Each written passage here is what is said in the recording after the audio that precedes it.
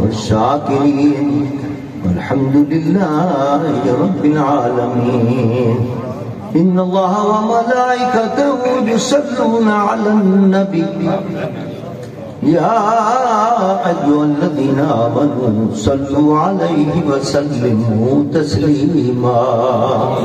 اللهم صل على سيدنا ومولانا محمد وعلى آل سيدنا ومولانا محمد بعدد كل ذرة مئة ألف ألف مرة. الصلاة والسلام عليك يا رسول الله. الصلاة والسلام عليك يا حبيب الله. الصلاة والسلام عليك يا رحمة للعالمين وعلى آلك وأصحابك يا شفيع المذنبين. سبحان اللہ. حمد و صلاۃ کے بعد مقتدر علماء کرام، میرے واجب الاحترام بزرگوں اور میرے عزیز دوستوں، ایک اللہ کے مقبول ولی،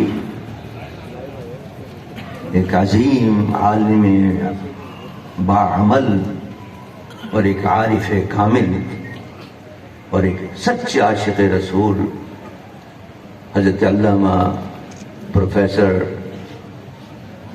محمد سعید احمد اسعد رحمۃ اللہ تعالی علیہ کی یاد منانے کے لیے ہم اور آپ یہاں جمع ہیں، اور ان کی تفصیلی سیرت اور احوال ان کے چہیتے اور پیارے مقرر تشریف فرما ہیں جو تشریف لائے فیصل آباد سے، حضرت علامہ مولانا حامد سرفراز صاحب جی مشہور، وہ انشاءاللہ تفصیلی خطاب فرمائیں گے. میں تو صرف اپنی جو ان سے محبت تھی اور ان کو مجھ سے محبت تھی اس کا حق ادا کرنے کے لیے آج حاضر ہو گیا. حقیقت یہ اس میں کوئی شک نہیں کہ وہ صرف اہل سنت کی جان نہیں تھے بلکہ پورے عالم اسلام کی شان تھے. جو کارنامے انہوں نے انجام دیے ہیں اور جس انداز سے انہوں نے دین کی خدمت کی ہے، اسلام کی خدمت کی ہے، مسلک حق اہل سنت والجماعت کی خدمت کی ہے، وہ قیامت تک یاد رکھی جائے گی. اور یقیناً جو انہوں نے کام کیے ہیں وہ آج ان کے قبر میں کام آ رہے ہوں گے اور ان کے درجات کی بلندی کا باعث بن رہے ہوں گے. ہم تو صرف اس لیے جمع ہوئے ہیں کہ ان کا ذکر کر کے، ایسے اللہ کی مقبولوں کا ذکر کر کے اپنی عاقبت سنوار لیں.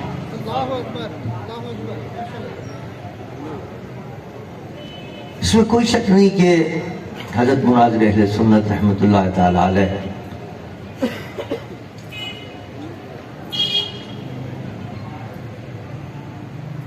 اللہ کے محبوب اور مقبول بندوں میں سے تھے، اور ظاہر بات ہے کہ ساری زندگی علم مصطفیٰ پڑھا اور پڑھایا اور دوسروں کو سکھایا. اس کی وجہ سے جو حضور کا خاص قرب ایسے علماء کو ملتا ہے وہ اللہ نے ان کو عطا فرمایا. وہ حدیث مبارک آپ نے سنی ہوگی کہ میرے آقا ایک روز مسجد میں تشریف لائے، دو گروہ بیٹھے ہوئے تھے، ایک گروہ ایک طرف تھا، ایک طرف تھا. ایک عبادت میں لگے ہوئے تھے، ذکر و اذکار میں لگے ہوئے تھے، اور دوسرا گروہ جو تھا وہ پڑھنے پڑھانے میں لگا ہوا تھا. حضور نے ان کو دیکھا جو عبادت کر رہے تھے، ذکر و اذکار کر رہے تھے، میں تم بھی خیر کرو، تم بھی اچھا کام کرو، بہتر کام کر لو. لیکن فرمایا یہ جاہلوں کو علم سکھا رہے ہیں، اور چونکہ میں معلم بنا کر بھیجا گیا ہوں اور یہ بھی تدریس کر رہے ہیں، یہ بھی علم سکھا رہے ہیں، لہذا میں ان کے پاس بیٹھوں گا.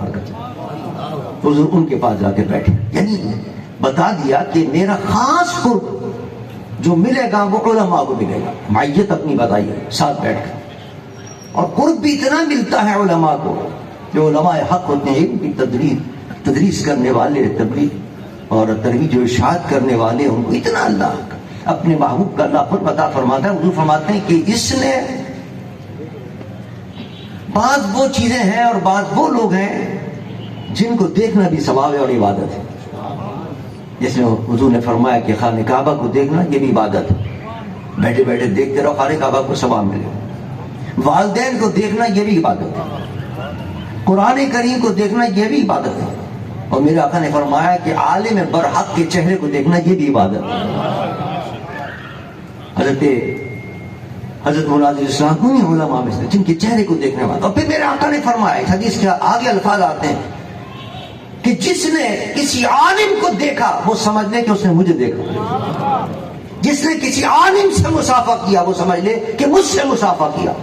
اور جو کسی عالم کی صحبت میں بیٹھ گیا، ایسے عالم باعمل کی صحبت میں بیٹھ گیا، وہ سمجھ لے کہ میری صحبت میں بیٹھ رہا ہے.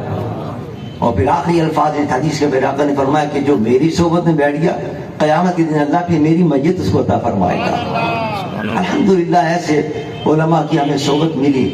اور ایسے ہمارے قائد نیاز صاحب بھی ذکر کر رہے تھے، ایسے لوگوں کو بھی ایسے علماء کی صحبت دینے کے لیے الحمدللہ میں نے کسی زمانے میں پروگرام شروع کیے تھے کہ ہر سال کیا نام ہے دورہ تفسیر قرآن کے نام سے ہوتا تھا، جس میں اہل سنت کے مختلف نام پر مناظرین کرام تشریف لایا کرتے. ہر سال ایک سال مناظر صاحب حضرت اللہ مبتوا بشری تشریف لائے، 15 روز کا 20 روز کا ان کا پروگرام رہا. ایک سال حضرت علامہ فیضی صاحب تشریف لائے اور انہوں نے 15-20 دن پڑھایا یہاں. اور ایک دفعہ ہم نے بلایا حضرت مناظر علیہ سنت حضرت علامہ سعید احمد اسد رحمۃ اللہ تعالی علیہ کو. اتنا کامیاب رہا پروگرام، آپ کو تو یاد ہوگا، ایک دہل کا مچ گیا تھا پورے حیدرآباد کے اندر. اور دن کو پورے سندھ کے علماء ائمہ خطب آئے ہوئے تھے، کئی 100 کے تعداد میں. صبح ان کو مناظرہ سکھاتے تھے اور مناظرے کے قواعد اور رسول و ضوابط تو بتاتے تھے وہ، اور داؤ پیچ جو ہوتے ہیں وہ ان کو سکھایا کرتے تھے علماء کو. اور رات کو پھر جو جلسے ہوا کرتے تھے وہ آپ کو یاد ہوگا کہ تقریر ہوتی تھی اور اس تقریر کے مطابق حضرت فرمایا کرتے تھے اب جس کو بھی سوال کرنا ہے وہ سوال کرے. پورے مجمع سے جناب ہزارہا لوگ ہوتے تھے، جس کے اندر اپنے بھی ہوتے تھے، بیگانے بھی ہوتے تھے، کچھ شک رکھنے والے بھی ہوتے تھے. وہ جناب کھڑے ہو جاتے تھے، مائکروفون ان کو دے دیا جاتا تھا، وہ سوال کرتے تھے اور وہیں حضرت مناظر سنت اس کا تسلی بجواب عطا فرمایا کرتے تھے. ایک پورا تہل کا مچ گیا تھا حیدرآباد. اور مجھے یاد پڑتا ہے کہ جب میں حضرت قائد ملت اسلامی کے ساتھ یورپ کے دورے پر گیا تو لندن کے اندر جب میں گیا تو ایک جلسے کے اندر حضرت مدنی میاں کچوچا شریف سجادہ نشین وہ تشریف فرما تھے. تو وہ مجھے ملے اور کہنے لگے ہم نے آپ کی تقریریں بڑی سنی. میں نے کہا میں تو آج پہلی مرتبہ یہاں لندن میں آیا ہوں اور آپ نے میری تقریر کہاں سن لی؟ کہنے لگے وہ جو آپ حیدرآباد کے اندر حضرت علامہ سعید اسد صاحب کو آپ نے بلایا تھا اور وہاں جو 15 پروگرام ہوئے تھے وہ 15 پروگرام علامہ سعید اسد صاحب کے یہاں پہنچے ہیں. اس میں ابتدائی خطاب آپ کا ہوتا تھا اور اس کے بعد پھر تفصیلی خطاب حضرت مناظر علیہ سنت کا ہوا کرتا تھا. وہ ہم نے تقریریں آپ کی سنی ہیں اور علامہ سعید اسد صاحب کی تقریر سن کر اتنے متاثر ہو یہاں کے لوگ کہ انہوں نے باقاعدہ اسپیشل وہاں لندن کے اندر دعوت دی اور کئی مہینے حضرت نے وہاں رہ کر اسلام کی اور مسلک کے حق کی تقریر فرمائی. اللہ کرے تیری مدد، رسول کرے تیری مدد.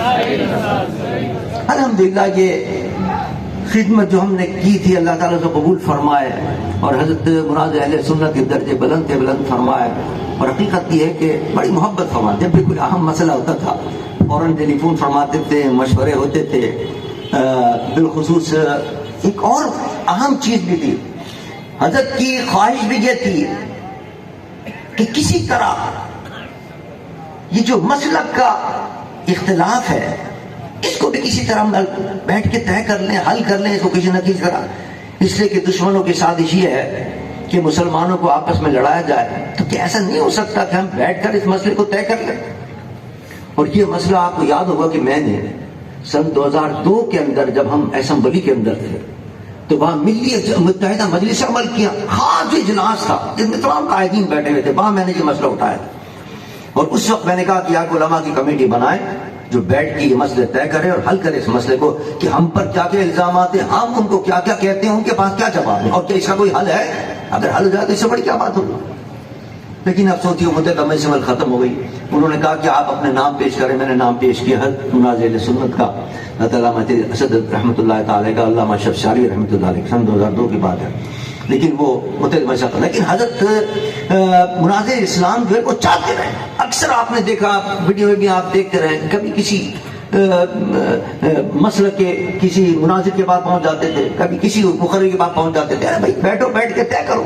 وہ بھاگ جاتا تھا، اس لیے کہ ان کو پتا ہے کہ ہمارا تو جو پیٹ کا پوجا ہے وہ اسی طرح سے ہو رہی ہے. لڑاؤ اور کام چلاؤ اپنے. اگر بیٹھ گئے امام اہل سنت کے سامنے تو بول کھل جائے گی ساری کی ساری. نعرہ تکبیر، نعرہ رسالت. اللہ کرے تیری مدد، رسول کرے تیری مدد، صحابہ کرے تیری مدد، تاجدار ختم نبوت.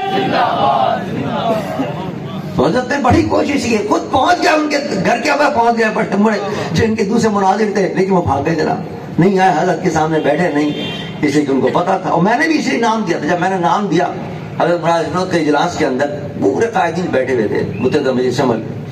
مولانا فضل الرحمان صاحب بھی تھے، مولانا سمیع اللہ صاحب زندہ تھے اس زمانے، وہ بھی تھے. علامہ ساجد نقوی تھے، ساجد میر صاحب اہل حدیث کے وہ تھے. میرے قائد سنت علامہ شاہ نے تشریف فرما دیا. پورا اجلاس ہو رہا تھا ہمارا متحدہ مجلس عمل کا. تو میں نے کہا ہماری طرف سے اہل سنت کے جو علامہ سید حسن صاحب وہ اس مسئلے کو حل کریں گے، بات کریں گے. تو فوراً مولانا فضل الرحمان صاحب نہیں بھائی یہ آپ نے کس کا نام دے دیا، کسی اور کا نام دیا. میں نے کہا کیوں نام دے کسی اور کو؟ بھائی ہمارے اہل سنت کے اندر ہے ہی ایک ایسی ذات کہ جو ان تمام مسائل پر پوری دسترس رکھتی ہے، اور اگر حق ادا کر سکتی ہے اس کا تو صرف علامہ سید احمد اسد ادا کر سکتے ہیں. تو میں نے کہا نہیں یہی نام ہوگا. ان کا آپ نام کوئی دے سکتے ہیں تو اپنے کسی نام، لیکن بہرحال افسوس یہ وہ نہیں دے سکے نام. لیکن یہ تھا کہ اگر یہ مسئلہ بھی ہوتا تو یہ حل ہو سکتا تھا مسئلہ بیٹھ کے.